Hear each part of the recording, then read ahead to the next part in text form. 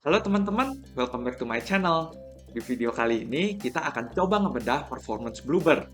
Bisnis taksi selalu dianggap sebagai bisnis sunset setelah kehadiran pemain-pemain yang nawarin jasa transportasi online. Tapi emang benar bisnis taksi konvensional udah nggak semenarik itu?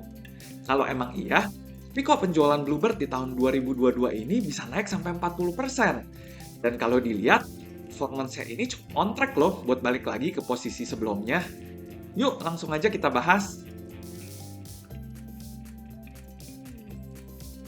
Biar kita bisa pelajarin trennya dengan lebih detail, gue bakalan coba buat narik data keuangan Bluebird ini sejauh mungkin. So far, gue berhasil buat nemuin laporan keuangan Bluebird sejak tahun 2015.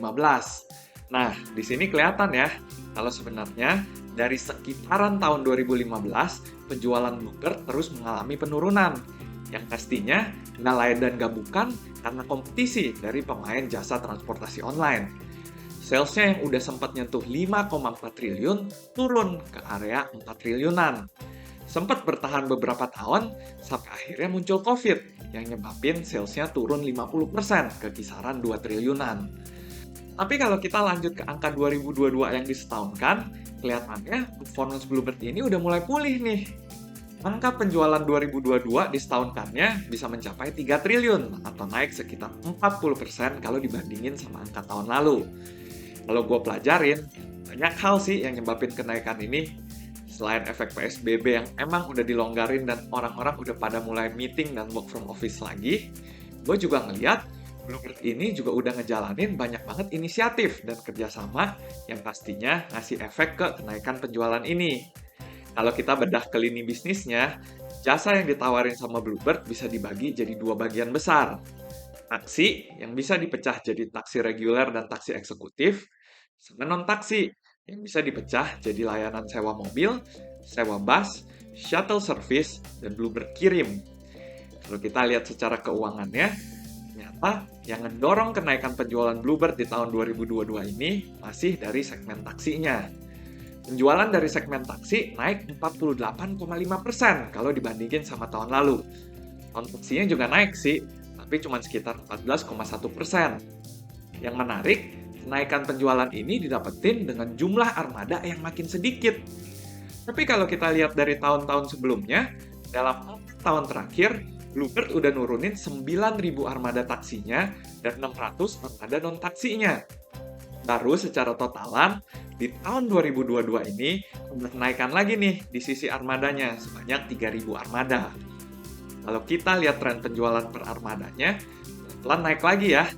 Di tahun 2022 ini udah hampir recover ke angka sebelum COVID. Kalau menurut gua sih, nggak ada yang salah ya dengan perampingan jumlah armada yang dilakuin Bluebird di tahun-tahun sebelumnya. Fokusnya memang bukan dari sisi jumlah armada, tapi lebih ke efektivitas dari masing-masing armada.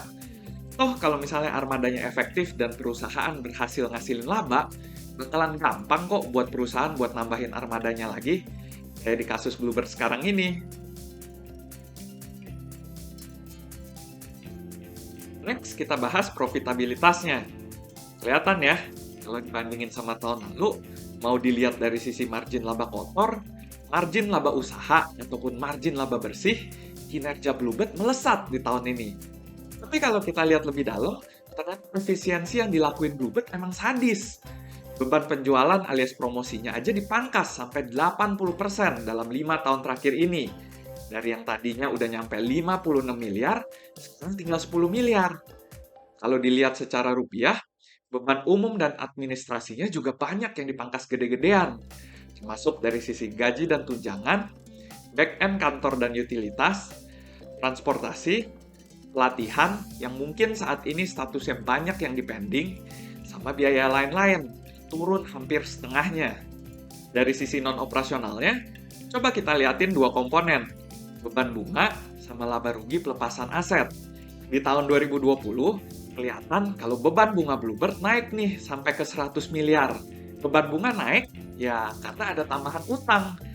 Ternyata utang ini dipakai buat peremajaan armada. Bluebird ngebeli armada baru, termasuk juga electric vehicle.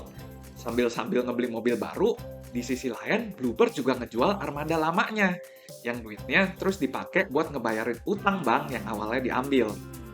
Buktinya kelihatan ya. Di tahun 2021 dan 2022, laba pelepasan asetnya lumayan tinggi dan beban bunganya turun.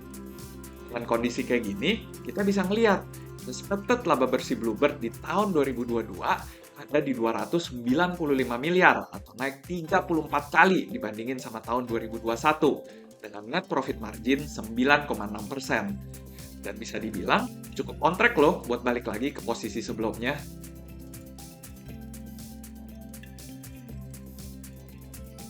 Sejujurnya, buat saat ini sih gue sama sekali nggak ngeraguin masa depan Bluebird. Kalau nilai sahamnya saat ini masih di bawah, ya semata-mata ya karena penjualannya aja yang memang belum nyamain performance historicalnya. Tapi buat jangka panjang, gue pribadi masih punya view positif ke dunia pertaksian konvensional ini. Apalagi, Bluebird ini posisinya adalah market leader di dunia pertaksian Indonesia. Gue cerita dikit ya. Jadi kemarin ini gue ada denger dua teman gue lagi ngobrol. Sebut aja si A sama si B. Si A cerita kalau dia baru aja jalan-jalan ke Amerika dan dia ada kepikiran buat nyoba makan di salah satu restoran Michelin Star. Cumanya, pas dia udah di hotel, dia baru sadar kalau restorannya itu lokasinya di sisi satunya lagi dari kota yang dia tinggalin itu. Dia cerita kalau akhirnya dia mutusin buat naik Uber dan dia kaget banget waktu mau bayar. Tagihan Ubernya itu nyampe lebih dari $100. Waktu si B dengar ceritanya itu, si B bilang, "Lu naik taksi dong bro, Uber US emang mahal." Maklumlah, startup-startup ini kan lagi pada ngejar path to profitability, jadi emang sekarang harganya lebih premium. Ya, sejujurnya gue pribadi sih nggak gitu familiar ya sama market US. Buat kalian yang familiar, mungkin boleh sharing juga nih, sebenarnya kondisinya sekarang ini gitu nggak sih? Waktu gue denger cerita kayak gitu, gue langsung mikir, gue keingetan waktu awal taksi-taksi online ini pada muncul. Taksi online ini dianggap mendisrupsi dunia pertaksian.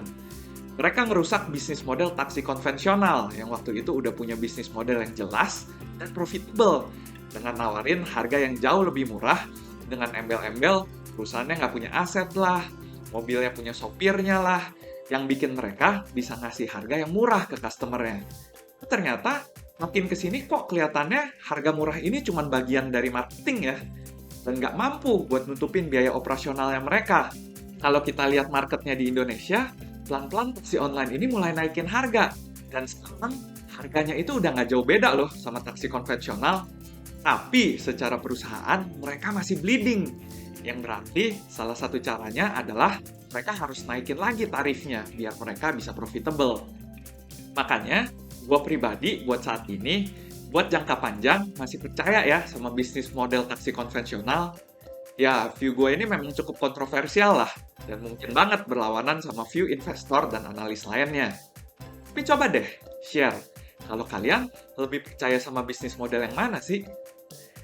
Oke, sekian dulu video kita kali ini. Kalau kalian masih ada pertanyaan atau komentar terkait apapun yang kita bahas di video ini, boleh langsung leave komentarnya di bawah. Semoga video ini boleh berguna buat kita semua. Jangan lupa buat like, comment, subscribe, dan share video ini ke teman-teman kalian. Thank you for watching and see you in the next video.